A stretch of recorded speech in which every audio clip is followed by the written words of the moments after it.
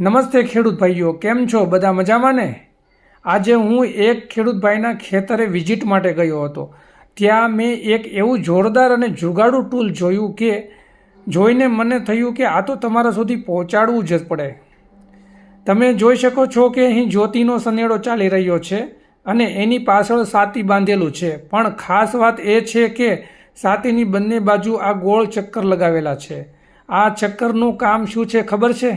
જ્યારે સનેડો ચાલે ત્યારે પાળા પર ઉગેલું વધારાનું નિંદામણ આ ચક્કર એકદમ સાફ કરી નાખે છે અને સાથે ને સાથે જે પાળો વિખરાઈ ગયો હોય એના પર માટી ચડાવીને પાળાને એકદમ મજબૂત અને વ્યવસ્થિત આકાર આપી દે છે.